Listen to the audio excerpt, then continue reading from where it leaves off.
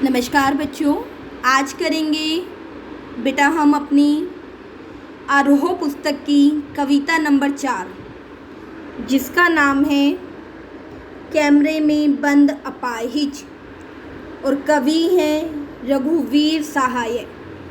ये जो कविता है बेटा, ये रघुवीर सहाय जी का एक काव्य संग्रह है। लोग भूल गए हैं।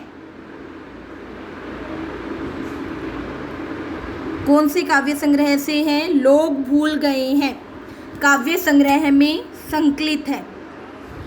इसमें जो है बेटा रघुवीर सहाय जी ने ये जो कविता है व्यंग्यात्मक कविता है। किस पर व्यंग्य किया है? इसमें कवि ने जो है बेटा दूरदर्शन कर्मियों पर व्यंग्य किया है कि दूरदर्शन कर्मी जो हैं वो लोगों की पीड़ा को, मतलब कहने को तो वो क्या करते हैं कि सामाजिक कार्यक्रम दिखा रहे हैं और उसकी आड़ में वो पीड़ित व्यक्ति से ऐसे ऐसे प्रश्न पूछते हैं कि उसका जो सोया हुआ दर्द है वो क्या है, जाग जाए। और उसके दर्द को देखकर जो जनता है वो क्या है, करुणा से पीड़ित हो उठे। उन्हें ऐसा लगता है कि जब वो इस पीड़ा को उभारने में सफल रहेंगे तभी क्या होगा, तभी ज़्यादा से ज़्यादा लोग जो हैं उनके चैनल को देखेंगे और ज़्यादा से ज़्यादा उनकी क्या होगी, कमाई होगी। उन्होंने मीडिया को क्या बना दिया है, एक व्यवसाय बना दिया है। जबकि मीडिया क्या थी, एक जरिया है जो है लोगों तक सच को सामने लाने का। तो इस कविता में बेटा कवि ने दूरदर्शन कर्मियों की जो संवेदनहीनता है, उनकी क्रूरता है, उस पर प्रकाश डाला है। ठीक है। प्राय क्या होता है, अक्सर ऐसा होता है बेटा, जो मीडिया के कर्मचारी होते हैं, अधिकारी होते हैं, वो अपने कार्यक्रम को आकर्षित बनाने के लिए और ज़्यादा से ज़्यादा लोग उसे देखें, उस लिए क्या करते हैं, जो मानवीय दुख दर्द है उसको खोल कर दिखाते हैं। इसमें वो क्या हो जाते हैं, संवेदनहीन हो जाते हैं। दूसरों से तो वो अपेक्षा करते हैं कि वो संवेदनशील रहे, खुद क्या हो जाते हैं, संवेदनहीन हो जाते हैं। एक अपाहिज व्यक्ति जो पहले से ही शारीरिक चुनौती का सामना कर रहा है, उससे ऐसे ऐसे प्रश्न पूछे जाते हैं कि जिससे उसका सोया हुआ दर्द जो है वो जाग जाए और उसकी वो करुणा जो है उसके चेहरे पर दिखाई दे और जो लोग हैं, जो दर्शक हैं, वो उसकी करुणा के कारण रो पड़े। इसीलिए क्या है, इससे क्या होगा, उनका कार्यक्रम, कौन सा उद्देश्य पूरा हो जाएगा कि ज़्यादा से ज़्यादा लोग जो हैं उनके चैनल को देखेंगे, उनका कार्यक्रम क्या हो जाएगा, रोचक हो जाएगा और उनकी जो कमाई है वो क्या हो जाएगी, वो बढ़ जाएगी। इसी पर जो है कवि ने गहरा कटाक्ष, गहरा व्यंग्य किया है। शुरू करते हैं बेटा अपनी कविता का मूल केंद्रीय भाव। ठीक है। कैमरे में बंद अपाहिज रघुवीर सहाय जी की प्रसिद्ध कविता है। इस कविता में आपने यहाँ पर कौन है, रघुवीर सहाय, समाज की विडंबना होती है बेटा कष्टदायी स्थिति।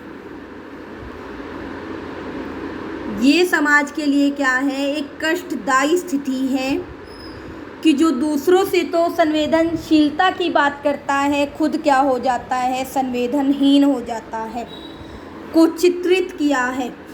शारीरिक चुनौती को झेलते हुए व्यक्ति से टेलीविज़न कैमरे के सामने किस तरह के सवाल पूछे जाएंगे और कार्यक्रम को सफल बनाने के लिए उससे कैसी भंगिमा होती है बेटा, हाव भाव,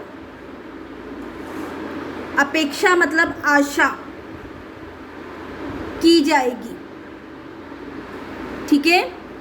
इसका लगभग सपाट तरीके से बयान करते हुए कवि ने एक तरह से पीड़ा के साथ दृश्य संचार माध्यम जिसे देखा और सुना जा सके उसके संबंध को रेखांकित किया है। मतलब सीधे तौर पर जो है कवि ने ये दिखाया है, बहुत सीधी सी कविता है, सीधे सीधे शब्दों में ये आपको समझ आती चली जाएगी कि कैसे जो है उस पीड़ित व्यक्ति की पीड़ा को दूरदर्शन के माध्यम से लोगों तक पहुंचाया जाता है।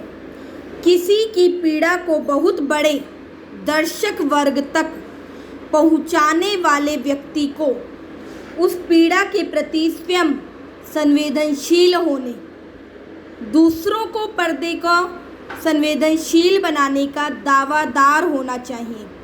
लेकिन विडंबना यह है कि आप जब पीड़ा को पर्दे पर उभारने का प्रयास करते हैं, किस कारण हो जाता है बेटा? ये कारोबारी दबाव के कारण, कि अपने व्यवसाय, अपने चैनल को मजबूत करने के तहत कैसा रवैया वो कर लेता है। यहाँ पे संवेदनशील है, लेकिन यहाँ पे वर्ड आना है बेटा संवेदनहीन, कि अपने कारोबारी दबाव के कारण एक दूरदर्शन अधिकारी क्या है, वो अपने रवैये को संवेदनहीन बना लेता है। वो पीड़ित व्यक्ति से ऐसे ऐसे प्रश्न पूछता है कि उसकी सोई हुई जो दुख दर्द है, उसकी सोई हुई तकलीफ़ जाग जाए और उसके चेहरे पर वो साफ साफ दिखाई दे, जिससे लोग जो है करुणा से भर उठे। सहाय जी की यह कविता टेलीविज़न स्टूडियो के भीतर की दुनिया को उभारती है, लेकिन यह आवश्यक नहीं कि सिर्फ टेलीविज़न माध्यम से जोड़कर देखा जाए।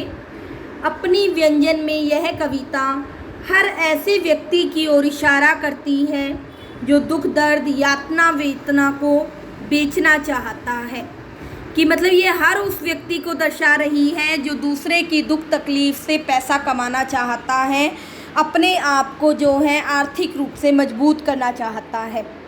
इस कविता को शारीरिक चुनौती झेलने लोगों के, झेलने नहीं आएगा, यहाँ वर्ड आएगा झेलते, कि वो लोग जो पहले से ही शारीरिक चुनौती को झेल रहे हैं के प्रति संवेदनशील नज़रिया अपनाने के लिए प्रेरित करते पाठ के रूप में देखा जा सकता है। इसके लिए कवि ने धूर संवेदनहीनता को रेखांकित करने का तरीका अपनाया है।